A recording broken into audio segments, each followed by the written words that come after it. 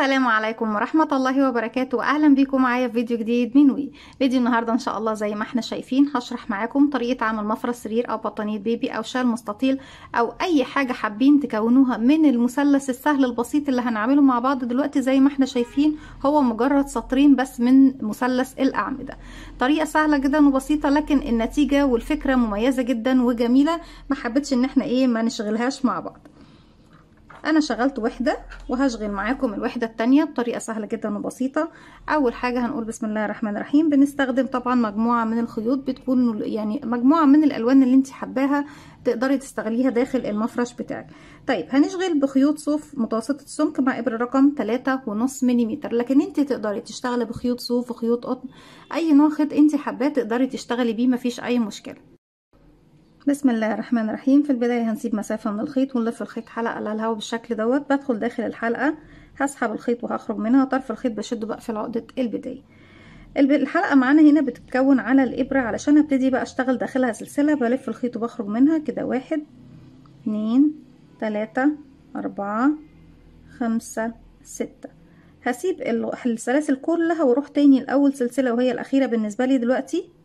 هدخل واقفل بغرزة منزلقة داخل الحلقة بتاعتي او الدائرة بتاعتي. زي ما احنا شايفين هرتفع 1 2 3 سلسلة، وشغلي كله داخل المثلث الصغير دوت المكون من سطرين، هو بغرزة العمود بلفة والسلاسل بس فقط لا غير. اول 3 سلاسل بعتبرهم اول عمود بلفة موجود معايا. بعد ال3 سلاسل دول هروح اشتغل كمان 4 عمود بلفة.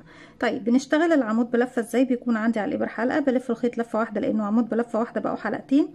هدخل داخل الدائرة اللي كوناها، اسحب الخيط وهخرج معايا على الابرة 3 حلقات. هلف الخيط واخرج من حلقتين، اتبقوا 2. هلف الخيط واخرج من حلقتين كده. ده العمود رقم 2 3. معايا طرف الخيط طبعا بخفيه معايا في ظهر السلاسل. 4 و4. انا بعد السلاسل معايا يا بنات، يعني كده 1 2 3 4 5. لكن بعد السلاسل بشتغل 4 أعمدة، لان احنا بنعتبر ال3 سلاسل عمود معانا. بعد ما اشتغلت 5 عمود باخد 1 2 3 سلسلة، وهروح داخل نفس الفراغ الدائرة بتاعي بشغل كمان 5 عمود. 1 2 3 4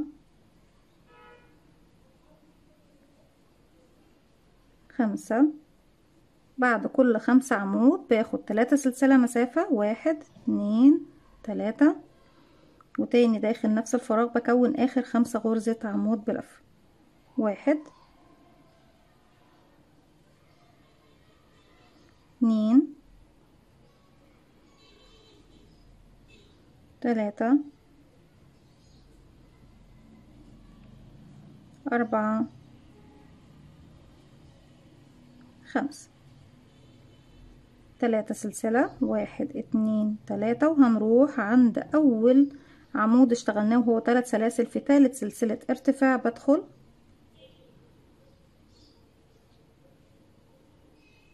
واقفل بغرزة منزلقة. طيب السطر التاني بنشتغله اني بشتغل فوق كل عمود عمود، وفي 3 سلاسل بشتغل 3 عمود 3 سلسلة 3 عمود. لكن احنا هنا دلوقتي انا مش هشتغله معاكم، يعني بصوا هشتغله معاكم مرة كده بشكل طبيعي، وبعد كده هشتغله بطريقة التشبيك، لان احنا في السطر التاني ببتدي اشبك في الوحدة التانية المقابلة ليا على طول. برتفع 1 2 3، واعتبر نفسي اشتغلت عمود فوق اول عمود. بروح لتاني عمود تحت حرف الفي زي ما احنا شايفين، او رقم ال7 اللي بنسميه. بدخل بيكون عندي الضلعين على الابره الامامي والخلفي، الفرونت لوب والباك لوب. اسحب الخيط واخرج، والف الخيط واخرج من حلقتين، والف الخيط واخرج من حلقتين. كده فوق العمود الاول اشتغلت عمود، والتاني اشتغلت عمود. العمود رقم 3 فوقيه عمود.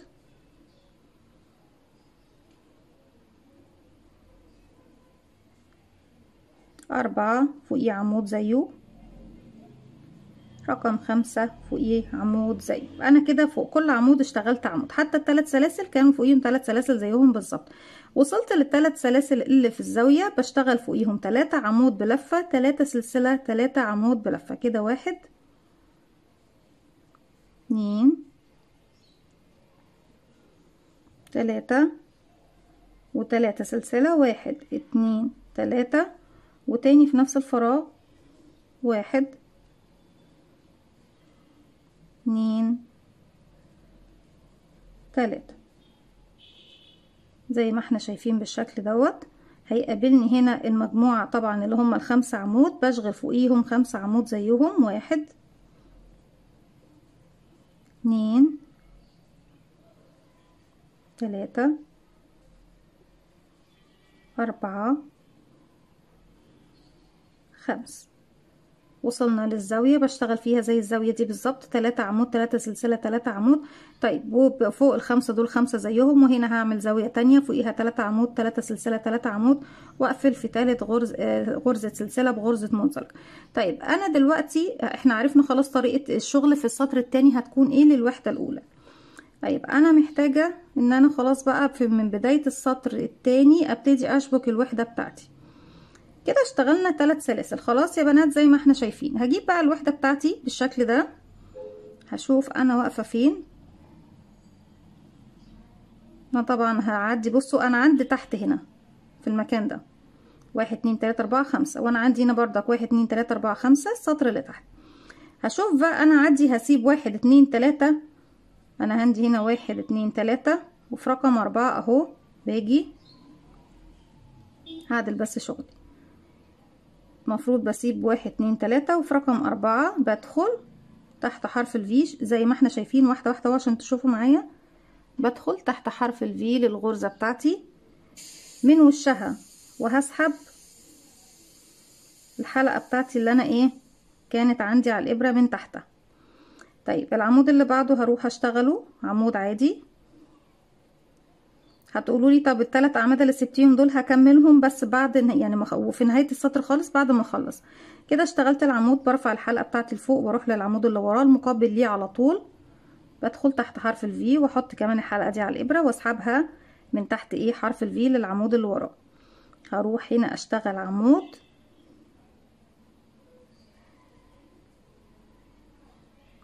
بعد ما اخلص العمود خالص بسحب الحلقة لفوق واروح للعمود اللي وراه. يعني بصوا احنا شبكنا كده في 1 2، ده العمود رقم 3 اهو، واروح اشتغل اللي بعده رقم 4، اسحب الحلقة بتاعتي من رقم 4 هنا،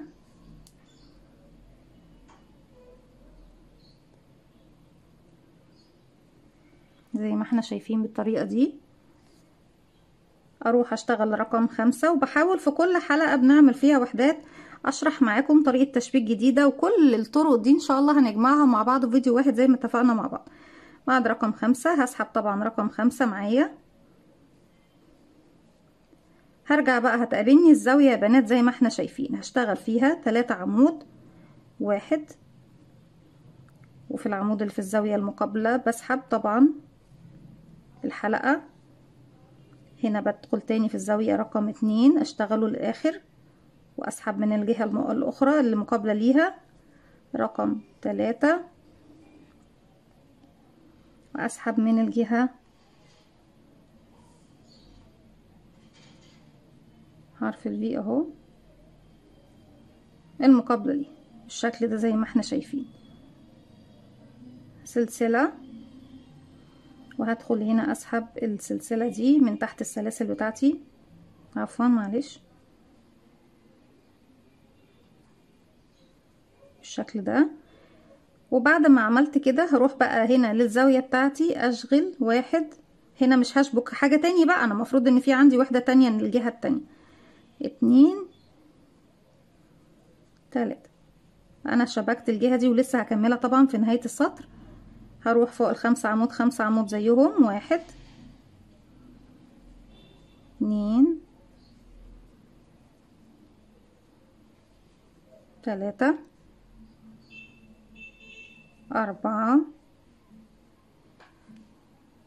5. هتقابلني الزاوية فوقيها زاوية زيها، 1 2 3 عمود، بعد ال3 1 2 3 سلسلة هدخل تاني في نفس الفراغ 3 عمود بلفة، 1 2 3 عفوا 3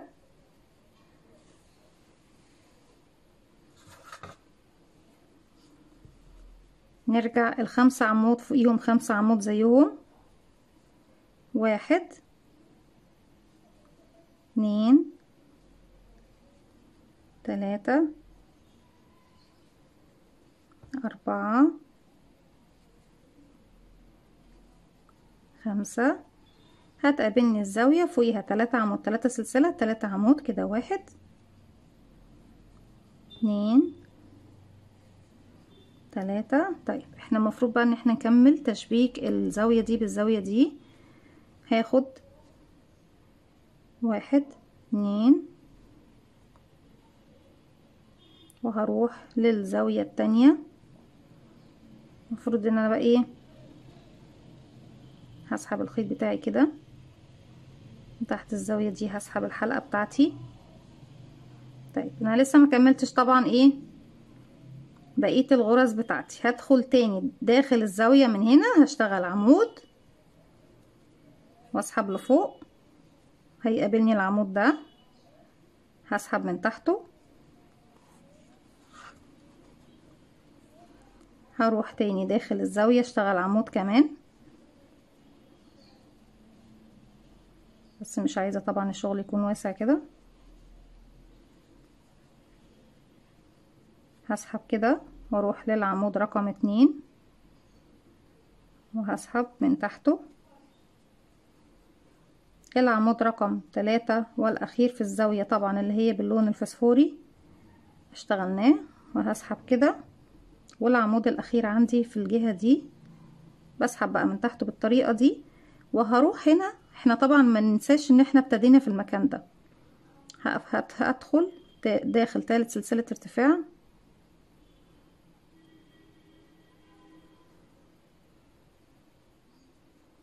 وهقفل بغرزة منزلق وابتدي اسحب الخيط بتاعي بالشكل ده.